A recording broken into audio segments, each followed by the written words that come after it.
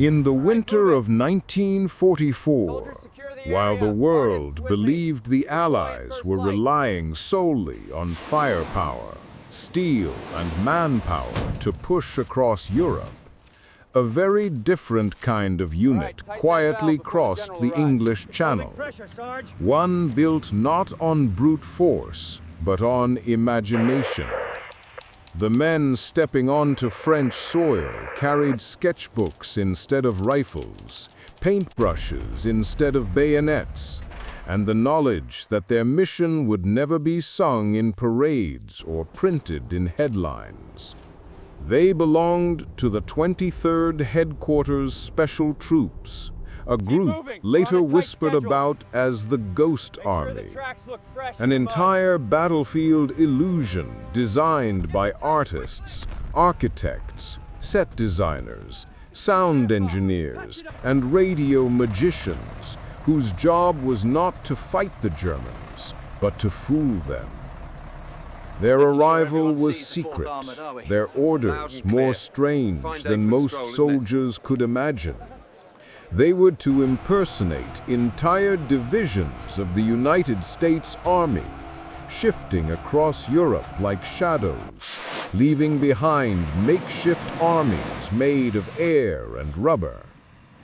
As real infantry pushed forward, the Ghost Army moved near the front lines, often dangerously close to enemy artillery, placing inflatable Sherman tanks on muddy fields, inflatable howitzers near tree lines, and rubber trucks lined in perfect rows like a mechanical mirage. While most armies hid their vehicles from enemy aircraft, these men displayed theirs proudly, hoping the Germans would spot them from the sky. The deception had to be convincing. Tracks carved into the mud with wooden tools, fake maintenance crews acting like they were repairing non-existent engines, even laundry hung behind fake barracks to mimic the daily life of a division that wasn't there. Every detail mattered, because a single German reconnaissance photo could redirect thousands of enemy soldiers. And so, under cold rain and incoming artillery, the Ghost Army began weaving illusions across Europe, knowing that their success depended not on killing the enemy, but on influencing what the enemy believed was true. Each operation would test their creativity, courage, and ability to lie on an industrial scale, lies that could save thousands of real soldiers moving silently somewhere else in the dark. Their work began in earnest after Normandy, when the Allies pushed inland and needed to stretch the German defenses thin. The Ghost Army staged their first major deception near the French towns where German reconnaissance planes circled overhead, hungry for information. The artists worked overnight, inflating dozens of rubber Sherman tanks that glistened under the moonlight like sleeping beasts. Under the cover of darkness, the men positioned them with mathematical precision, mimicking the formations used by armored divisions. A handful of soldiers would crawl around each inflatable tank, pretending to run maintenance checks or carry ammunition crates filled not with shells, but with rocks. When dawn rose, the illusion was complete. From above, it looked like the Allies had moved in the 6th Armored Division, preparing for a major offensive. The German intelligence network picked up the signal, and soon enemy maps, enemy reports, enemy radio chatter all warned of a powerful armored thrust coming from the south. In reality, the Ghost Army numbered barely over 1,000 men, armed mostly with pistols, and the hope that the enemy would never get close enough to realize the deception. Their only true weapon was belief. Meanwhile, the real 6th Armored Division moved quietly elsewhere, unopposed. Soldiers in frontline units later said they had no idea that a phantom army had drawn fire meant for them. But the Ghost Army also knew that visual deception alone wasn't enough. To reinforce the illusion, the unit's radio operators began transmitting fake chatter, copying the unique style and rhythm of real operators whose habits had been studied with obsessive detail. These radio men could impersonate an entire corps' worth of messages, creating the impression of thousands of non-existent soldiers coordinating movements that would never happen. For the Germans, whose intelligence often relied on radio interception, the message was clear. An American armored division was assembling at full strength. For the Ghost Army, it was the beginning of a new kind of warfare, one where paint, sound, and rubber became as decisive as bullets.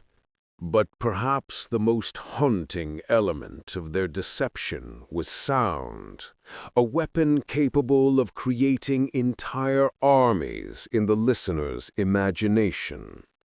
In one of the Ghost Army's most daring innovations, sound engineers recorded hours of audio from real battalions, engines revving, trucks accelerating, artillery being positioned, soldiers shouting orders, even the metallic clatter of equipment being unloaded.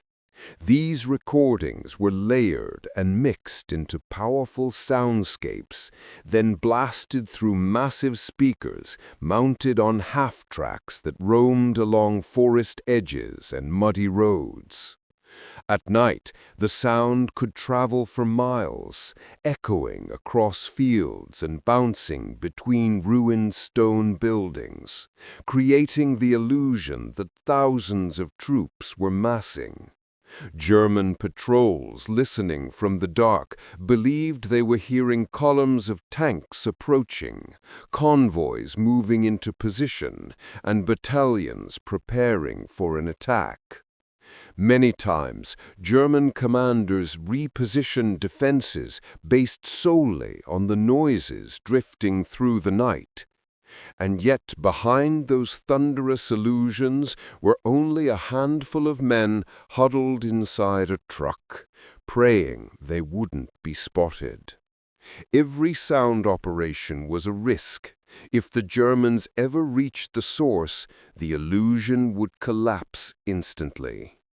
But luck, skill, and timing carried them. The Ghost Army learned to choreograph their sound performances like theater productions, starting with distant engines, then moving closer, then fading as if the convoy were shifting positions. Their work was dangerous, but the stakes were extraordinary. Each successful deception meant another German division moved away from the real Allied forces. Another day bought for the armies pushing toward Germany, another step closer to ending the war. And all the while, the men of the Ghost Army knew something else. If the enemy ever discovered their true purpose, they would be targeted immediately, not as ordinary soldiers, but as high-value units whose capture could reveal Allied operational secrets. As the Allied march pushed eastward, the Ghost Army's responsibilities intensified. One of their most dangerous missions occurred near the Moselle River, where German forces were preparing counterattacks against what they believed were exposed American armored units. In reality, those armored units were phantoms, rubber and fabric creations arranged carefully across open fields. The Ghost Army arrived at twilight, when the land was painted in a muted gold, and immediately began unloading inflatable tanks from trucks. Each tank, though weighing almost nothing, required practiced technique to anchor to the ground, so it would not collapse under wind or artillery vibration. They set up fictional artillery batteries, fake supply depots with painted crates and tarps shaped like ammunition stockpiles. Several soldiers acted out routines, smoking near the tanks, carrying empty fuel cans, gathering around a fake command tent lit by a dim lamp, all staged for enemy scouts and aerial observers. But the operation's success depended on more than props. The camouflage specialists crafted tire tracks using wooden rollers imprinted with tread patterns that matched Sherman tanks. They stamped the dirt until the ground looked as though dozens of vehicles had recently maneuvered into position. To reinforce the illusion, the radio deception team broadcasted a sequence of urgent messages. Fictional units requesting fuel resupply, artillery commanders coordinating fire plans, quartermasters reporting shortages. The Germans intercepted it all. They believed the Americans were preparing an armored thrust across the river, precisely where the Ghost Army wanted them to look. In truth, the real armored division had slipped north under cover of darkness. But the Ghost Army paid a price for their proximity to danger. Enemy patrols occasionally approached far closer than anyone liked. One night, German artillery zeroed in on the decoy location. Shells landed frighteningly close, shaking the air with concussive force, tearing holes not in steel but in rubber. A single hit deflated an entire inflatable tank, sending it whipping in the air like a monstrous balloon losing its breath. The men repaired it quickly, their hands shaking, because a destroyed decoy at dawn could unravel the deception. Despite the chaos, the fiction held. German forces stayed pinned down, guarding against an attack that would never come. Yet the Ghost Army's most ingenious performance came during Operation Bettenberg in Luxembourg, an event many veterans later called their finest hour. In September 1944, the German 7th Army was desperately maneuvering around the region, trying to predict where the Allies would strike next.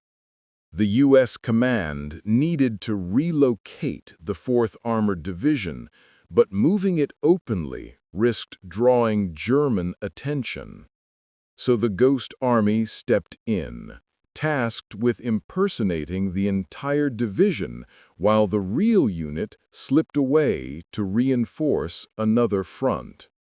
Overnight, the artists inflated hundreds of rubber tanks, arranged them in convincing patterns, and created the illusion of a massive American presence. But this time, they went even further. Soldiers wore the insignia of the 4th Armored and casually wandered near villages where German spies were known to observe troop movements. Military police, played by Ghost Army members, directed non-existent traffic along crossroads to give the impression of heavy logistical activity. Convoys of trucks, manned by only a few men each, drove in continuous loops around the area, creating the illusion of endless reinforcements arriving. The sound engineers blasted recordings of armored brigades moving into place. Meanwhile, the radio operators imitated the 4th Armored Division's radio signatures, copying the unique handwriting of Morse code operators who had been studied closely. Every element of the operation overlapped like layers in a stage play, each detail designed to reinforce the illusion. The effect was extraordinary. German intelligence fully accepted that the 4th Armored Division remained in Luxembourg. When the real division struck elsewhere days later, reports from German commanders were filled with confusion. They believed they had been hit by a unit that was, according to their maps, still in Luxembourg. The deception was so complete that some German officers accused their scouts of incompetence, unaware that the failure lay not in reconnaissance, but in being brilliantly deceived. Veterans of the Ghost Army later said that Bettenberg proved something crucial. Illusions, when crafted with enough detail and daring, could change the movement of an entire enemy army. By late 1944, winter tightened its grip on Europe, and the land turned into a frozen labyrinth of snow, mud, and shattered trees. But even in the harshest conditions, the Ghost Army continued their operations. With the Battle of the Bulge looming, they were tasked with some of their most dangerous missions, misleading German forces who were growing more aggressive as desperation set in. One operation required them to create the illusion of a large force defending a vulnerable sector near the Ardennes. Snow covered the fields, making movement difficult, and inflatable equipment became stiff and brittle in the cold. The men worked through numb hands, inflating tanks that glistened under moonlight like pale specters. They've had to be careful. The frozen ground made it harder to anchor the rubber machines, and any collapsing decoy would risk revealing the truth. Some Ghost Army soldiers recalled the eerie silence of those nights, broken only by the low hum of the air compressors and distant artillery echoing over the hills. Once the decoys were in place, the unit staged the camp with meticulous precision. They built fake snow mounds around vehicles, arranged cardboard silhouettes to simulate sentries, and scattered empty ration tins to mimic the remains of a long-standing encampment. The sound units played recordings of men shouting, engines starting, and armored movements crunching over snow, sounds that traveled far across the cold air. German patrols listening in the dark became convinced that a heavily reinforced American position awaited them. The deception had greater consequences than the Ghost Army knew at the time. German commanders diverted key units to guard against the fictional threat, reducing pressure on the actual front lines, where American divisions fought desperately to repel the offensive. Historical analyses later revealed that without these diversions, certain real units might have faced overwhelming odds. But the Ghost Army, working in anonymity, never learned the full impact of their operation during the war. They only knew the cold, the fear, and the quiet satisfaction when dawn revealed the enemy had taken the bait yet again. As 1945 approached and the Allies closed in on the Rhine, the Ghost Army prepared for one of its final and most critical performances, drawing German attention away from the real crossing point of the river. The Rhine was Germany's last major natural barrier, and the Germans were determined to defend it with everything they had left. If they anticipated the Allies' true plan, the cost in lives could be catastrophic. So the Ghost Army was ordered to stage an elaborate deception near a completely different section of the river. Under darkness, the men moved into position, setting up a false encampment featuring dozens of inflatable artillery batteries, trucks, command posts, and dummy observation towers. They installed fake anti-aircraft guns, crafted from rubber and wood, positioned to appear ready for Luftwaffe attacks. The radio deception team began transmitting a complex web of fake messages, making it seem as though multiple divisions were coordinating for a large-scale assault. To deepen the illusion, sound crews blasted audio of pontoon bridges being assembled, chains rattling, and engineers shouting instructions. The echoes bounced across the water with chilling realism. From the German perspective, everything pointed to an imminent American attempt to cross at this false location. Meanwhile, the real crossing was being prepared miles away, under near total secrecy. As dawn neared, fog rolled across the river, and for a moment the Ghost Army found themselves shrouded in a gray curtain that made their phantom encampment even more convincing. German artillery soon opened fire on the decoy site, wasting precious shells on rubber targets that absorbed the blasts harmlessly. Reconnaissance aircraft circled overhead, photographing an army that did not exist. The deception held long enough for the real American forces, far to the north, to secure bridgeheads with significantly fewer casualties. Historians later confirmed that the Ghost Army's performance in this operation shortened the war for thousands of men. Yet when the soldiers of the Ghost Army packed up their inflatable machines and drove off into the fog, there were no medals, no celebrations, no fanfare.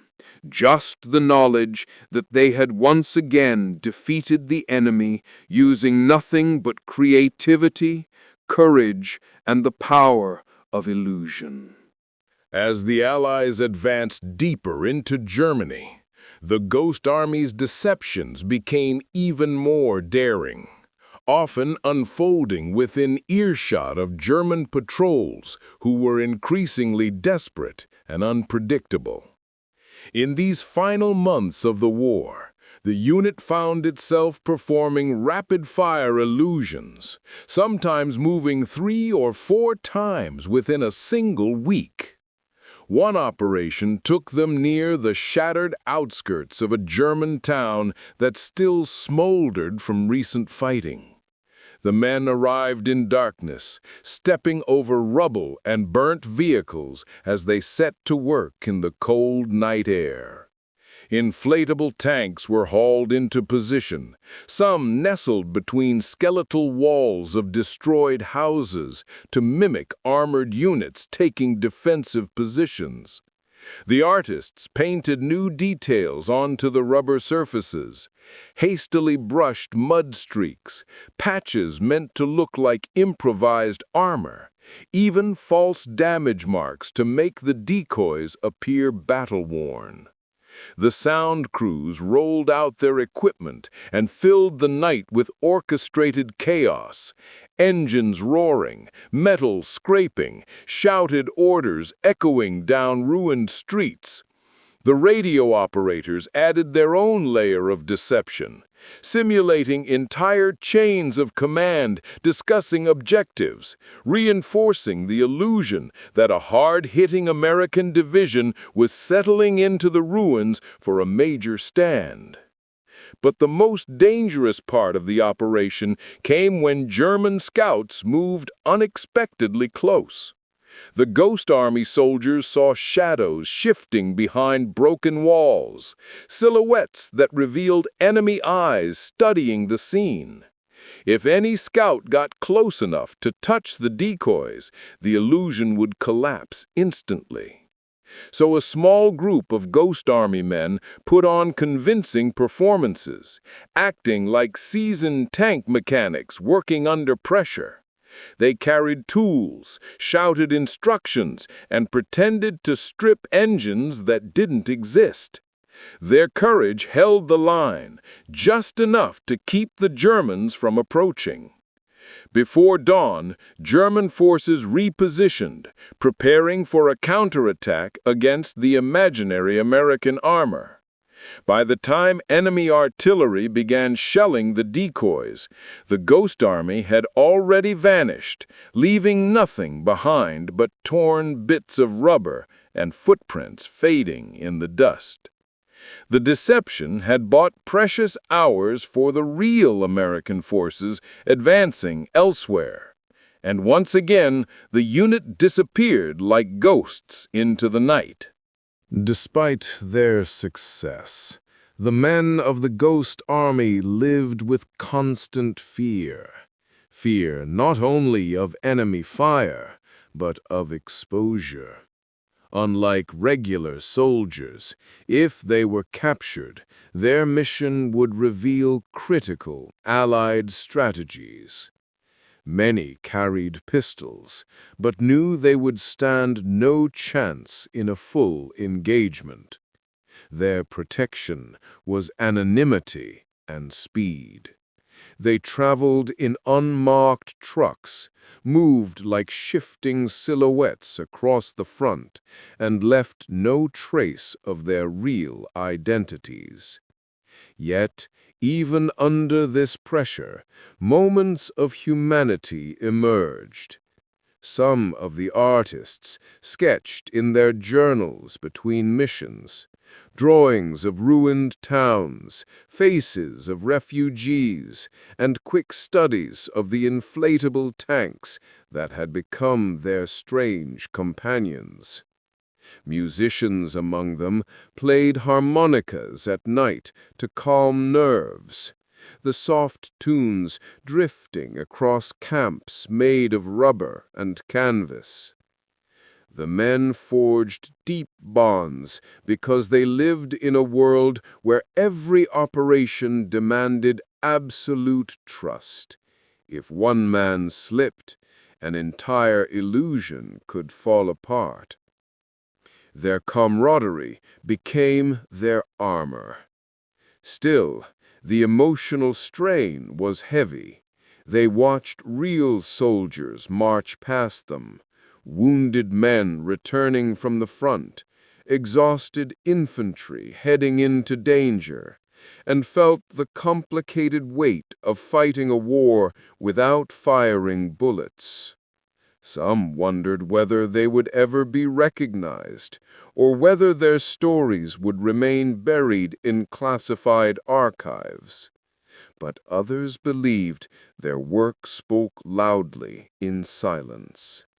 Every successful deception meant fewer folded flags sent home, fewer names carved into memorial stones, and fewer families receiving devastating telegrams. Their mission was invisible, but profoundly human, to save lives through illusion.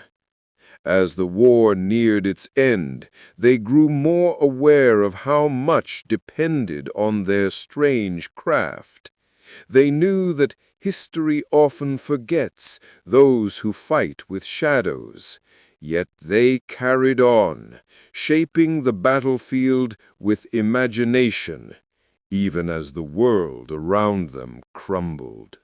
When Germany finally collapsed in spring 1945, the Ghost Army faded away as quietly as it had operated. Their equipment was packed into trucks one last time, the inflatable tanks deflated and folded like enormous toys, the sound trucks silenced, the radio deception gear shut off. The men returned home without fanfare, their families unaware of the extraordinary role they had played. For decades, they lived in silence, bound by secrecy, their contributions hidden behind classified files stamped with warnings. Many went on to become renowned artists, designers, architects, and creators, carrying forward the creativity that once misled an enemy army. Decades later, when the story was finally declassified, the world learned the truth. A small group of artists had helped defeat one of the most powerful militaries in history, using nothing but imagination, deception, and extraordinary courage. Records showed that their operations saved countless lives by diverting enemy divisions, protecting real units, and reshaping the flow of battle. Historians called them pioneers of modern deception warfare, innovators who proved that art could become a weapon and creativity could win wars. In 2024, long after most of them had passed, surviving members of the Ghost Army were finally awarded the Congressional Gold Medal, the nation's highest civilian honor. It was a bittersweet recognition, years overdue, but a powerful reminder of their contribution.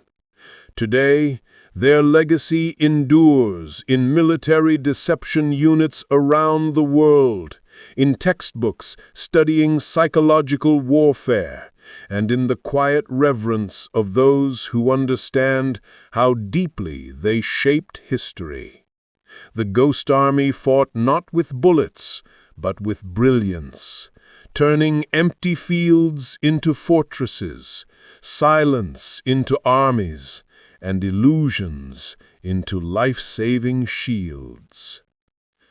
Their story is a testament to the truth that sometimes the most heroic warriors are those who remain unseen, whose victories echo not through gunfire, but through the lies that saved lives, and whose courage lives on in the shadows where they once worked.